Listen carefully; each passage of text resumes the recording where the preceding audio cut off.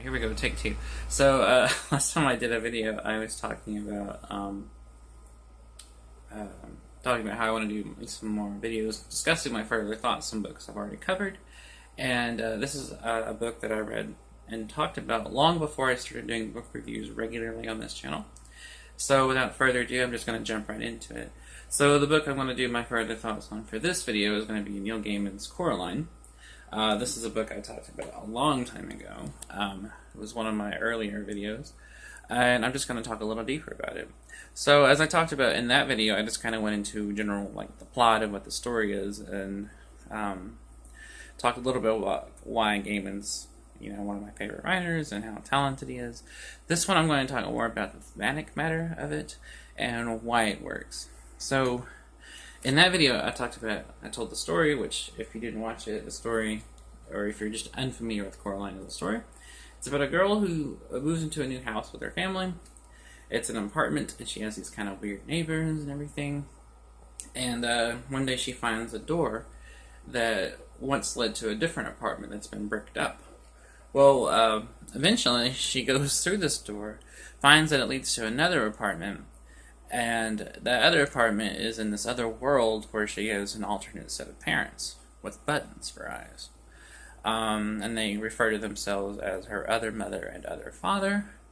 Coraline later realizes that the entity calling herself her other mother is actually an entity that has existed for a long period of time and is trying to steal the souls of children, including herself. And she has to rescue her parents, who she traps in, like, a mirror, I believe. And she strikes a bargain with this creature, basically saying, like, if I can find these things that you've hidden in this duplicate apartment complex that mirrors my own, you'll set them free and let me go. And it's great. And it's a very interesting novel. It's very scary. It's actually a horror novel just as much as it is a fantasy novel. And that's a little bit what I want to talk about, is more the horror aspect of it. So first I'll talk about the fantasy aspect, though. It works very well. It's an imaginative story. It's set in this world that's very like our own, but different. And it's imaginative and creative enough for kids would love it and just kind of latch on to it, like, oh, that's a cool concept. And like a lot of great fantasy stories, it's a morality tale. It basically saying, the grass isn't always greener, and that,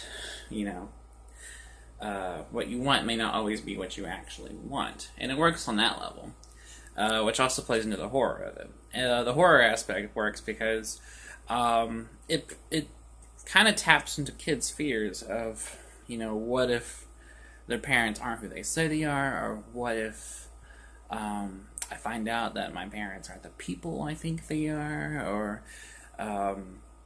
or even just kind of that general deep down subconscious fear of, like, what if I'm not actually their kid. It works on those levels. It also works on the level of just a general human level of people fear the unknown and unfamiliarity. And Coraline stumbling into this other world, and how strange it is, and how at first it seems nice and cool and better, and then it turns out it's dark and it's really not.